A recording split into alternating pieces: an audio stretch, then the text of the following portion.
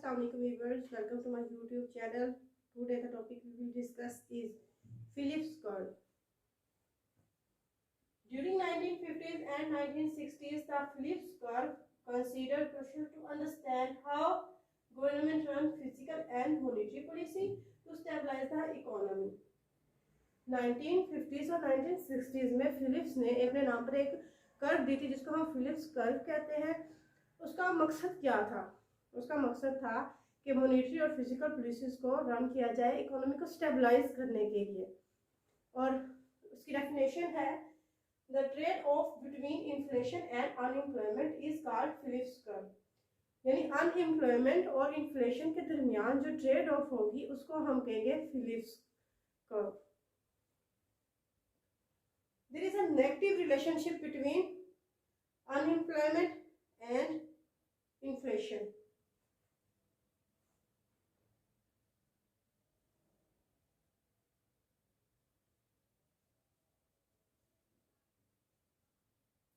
इन दोनों के दरमियान नेगेटिव रिलेशनशिप होता है, एक के बढ़ने से दूसरी कम होती है। नेगेटिव रिलेशन का मतलब ये है कि ऑपोजिट है ये दोनों।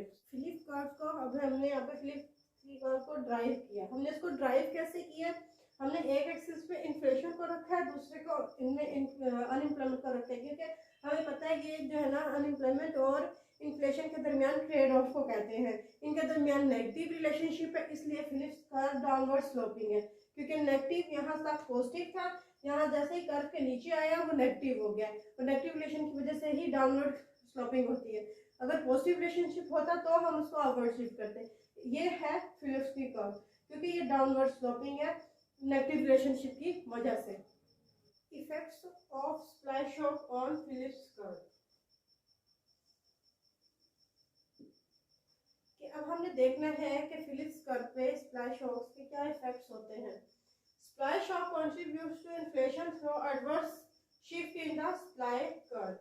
The negative splash shocks cause output and inflation to fall. कह रहे हैं कि स्प्लाई शॉक जो है वो इन्फ्लेशन को एडवर्स करता है कि वो शिफ्ट हो जाए। और डाउनवर्ड शिफ्ट का मतलब है ये नेगेटिव स्प्लाई शॉक क्या करती है, उसको अनएम्प्लॉयमेंट और इन्फ्लेशन को डाउनवर्ड शिफ्ट करती है। कि उनको डाउनवर्ड इसलिए शिफ्ट करती है क्योंकि उनके दरमियान नेगेटिव रिलेशनशिप होता है और वो नेगेटिव स्प्लाई शॉक्स होते हैं तो वो इनको नेगेटिव ही शिफ्ट करते हैं। We need to amend Phillips curve to inflation is equal to inflation expectation plus natural rate of unemployment minus actual unemployment plus supply shocks। कहते हैं कि अब फिलिप्स कर्व जो है एक्सपेक्टेशन इन्फ्लेशन के लिए उसमें हम इक्वेशन के तौर पे हम उसको लेशन कर्व बराबर है इन्फ्लेशन एक्सपेक्टेशंस के, प्लस उसमें हम कर देंगे नेचुरल रेट ऑफ अनएम्प्लॉयमेंट और माइनस उसमें से हम कर देंगे अनएम्प्लॉयमेंट और उसमें हम ऐड कर देंगे यानी दोबारा से प्लस कर देंगे स्प्लाई शॉक्स को। तो हम इस तरह से फिलिप्स कर्व को फाइंड कर सकते हैं कि फिर ये वाले इफेक्ट्स होते हैं स्प्लाई शॉक के फिलिप्स कर्व पे।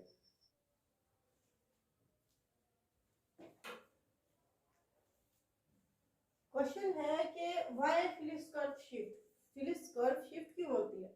ड्यू टू स्प्लाई शॉक्स की वजह से होती है। The negative relationship between inflation and unemployment only exist for change in demand, while adverse supply shocks cause both to rise together, both mean inflation and unemployment.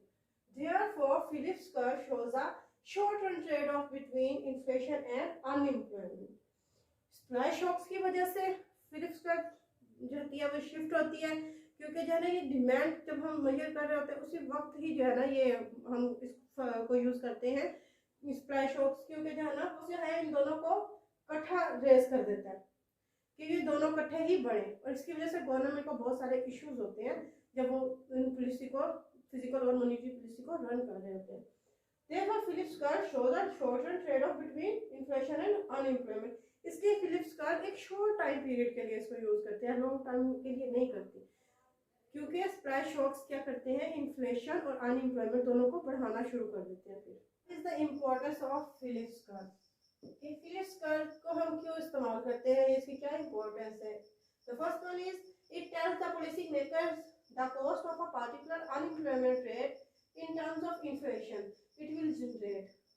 तो policy makers को ये बताती है कि जो है ना अनएम्प्लॉयमेंट जो है उसका रेट जब इन्फ्लेशन रेट को हम देख रहे होते हैं कि इन्फ्लेशन अगर ज़्यादा है तो अनएम्प्लॉयमेंट रेट क्या होगा और इन्फ्लेशन कम है तो अनएम्प्लॉयमेंट रेट क्या होगा।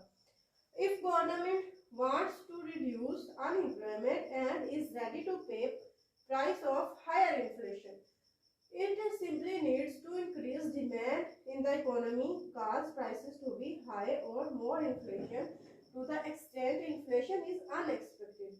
Unemployment will be lower as we along the Phillips curve. वो कह रहे हैं कि गवर्नमेंट अगर चाहती है कि अनएम्प्लॉयमेंट जो है ना उसको कम किया जाए तो वो जो है ना प्राइसेस को बढ़ा दे। वो जब प्राइसेस को बढ़ाएंगे इन्फ्लेशन ज़्यादा हो जाएगी। तो वो कहते हैं सिंपली इनको चाहिए कि इंक्रीज करें डिमांड को। अगर वो ऐसा करना चाह रहे हैं तो इन द इकोनॉमी और काज प्राइसेस जो है हाई होंगी तो मोर इन्फ्लेशन होगी और वो इस तरह करे कि इन्फ्लेशन अनएक्सपेक्टेड हो, अनएक्सपेक्टेडली वो बढ़ा दे। Unemployment will be lower as we along the Phillips curve, कि जब वो इन्फ्लेशन को अनएक्सपेक्टेडली बढ़ा देंगे, लोगों की एक्सपेक्टेशंस तो होंगी नहीं कि वो बढ़ रही है, पर अचानक उसको बढ़ा देंगे, उसकी वजह से क्या होगा, अनएम्प्लॉयमेंट कम हो जाएगी। Alternatively government may decide that inflation is too high and Phillips curve will tell the policy maker how much unemployment they have to accept to reduce inflation. अब वो कह रहे हैं कि अनएम्प्लॉयमेंट जो है बहुत ज़्यादा है। इस पॉइंट पे वो कह रहे हैं कि जो है ना इन्फ्लेशन बहुत ज़्यादा है। अब इन्फ्लेशन को कम करने के लिए वो क्या करेंगे, फिर उसको पॉलिसी मेकर बताएगा कि वो अनएम्प्लॉयमेंट को कितना ज़्यादा बढ़ाएं कि अनएम्प्लॉयमेंट को बढ़ाने से जो इन्फ्लेशन है वो कम हो जाएगी। ये इसकी सेकंड पॉइंट का अल्टरनेटिव है।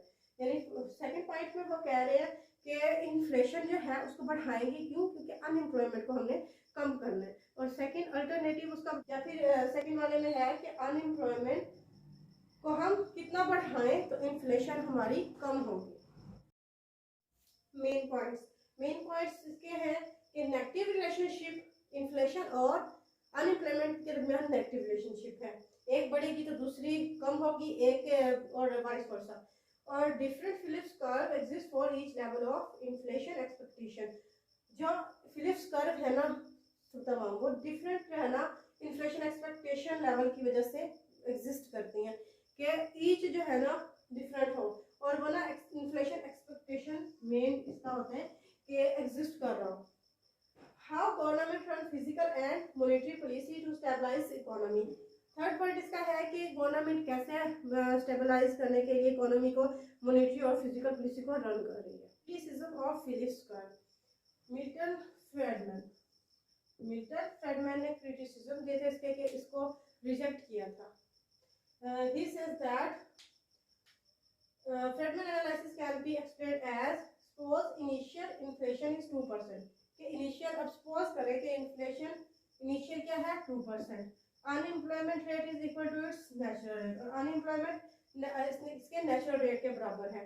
Government want to achieve lower unemployment, अब गवर्नमेंट कह रही है कि अनएम्प्लॉयमेंट जो है वो कम हो, so increase demand by raising government spending, तो वो क्या करेगी, डिमांड को बढ़ा देगी। कैसे कि उसकी जो है गवर्नमेंट अपनी स्पेंडिंग बढ़ा देगी। This cause higher prices at inflation above 2%, उसकी वजह से प्राइसेस हाई हो जाएंगी और इन्फ्लेशन 2% से ज़्यादा हो जाएगी। Because of wages sluggishness the real wage fall which leads to fall in unemployment, फिर वेजेस की वजह से फॉल होने की वजह से अनएम्प्लॉयमेंट जो है वो भी कम हो जाएगी। It occurs due to one of the following three reasons, कि ये इन 3 रीजंस की वजह से अकर होता है।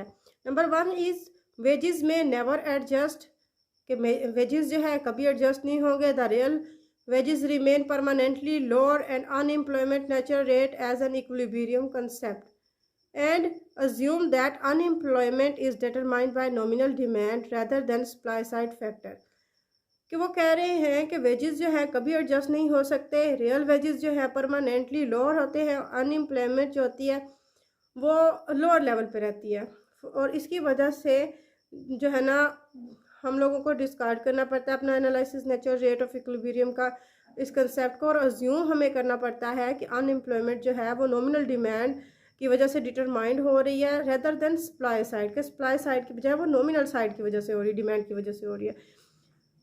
सेकंड है कि nominal wages could adjust to higher inflation level. कहते हैं कि नॉमिनल वेजेस जो हैं उनको हम हायर इन्फ्लेशन लेवल के पर एडजस्ट कर सकते हैं। The real wages return to its equilibrium level. Real wages जो है वो अपने इक्विलिब्रियम की तरफ वापस चले जाते हैं। However for this to happen, इसके होने से individuals have to display strange behaviour.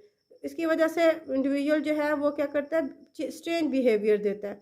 In deciding what level of wages to bargain for, कि कितने जो है ना बहस करनी पड़ती है कितने वेजेस के लिए। Workers have to form an expectation of inflation.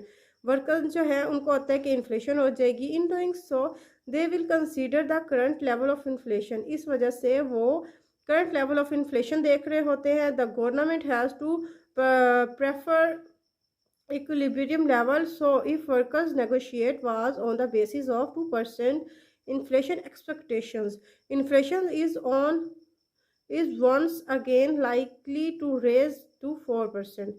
अब वो कह रहे हैं कि नॉमिनल वेजेस जो है उनको हम एडजस्ट कर सकते हैं कि रियल वेजेस की सूरत में कि इक्विलिब्रियम हमारे पास रहे। इसको करने के लिए क्या होता है कि इंडिविजुअल जो है उनको अपने स्ट्रेंज बिहेवियर वो शो करने लग जाता है। क्यों? क्योंकि इन्फ्लेशन बढ़ जाती है।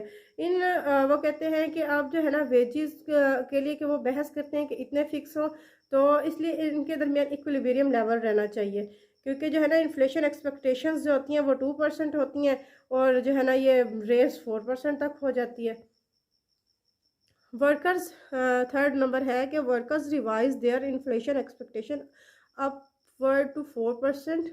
वर्कर्स जो हैं उनको अपनी इन्फ्लेशन एक्सपेक्टेशन जो है 4% तक रखनी चाहिए सोच के। If that happens then inflation remains at 4%। तो वो 4% पे इन्फ्लेशन जो होती है वहीं पर रहती है अगर वो लोग ये सोच भी लें तो। Unemployment will move back to natural rate. फिर अनएम्प्लॉयमेंट जो है नेचुरल रेट की तरफ चला जाता है कि लोग जो है ना काम छोड़ देते हैं क्योंकि वो उन लोगों ने सोचा हुआ होता है कि वो 2% तक बढ़ाएंगे इन्फ्लेशन को, लेकिन इन्फ्लेशन जो है 4% तक बढ़ जाती है।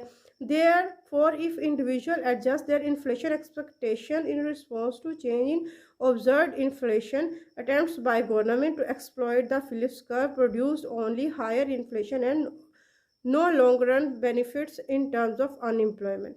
कि अब वो कह रहे हैं कि इसीलिए अपनी एक्सपेक्टेशंस को उन्हें सोचना चाहिए कि 2% की बजाय 4% तक भी बढ़ सकती है।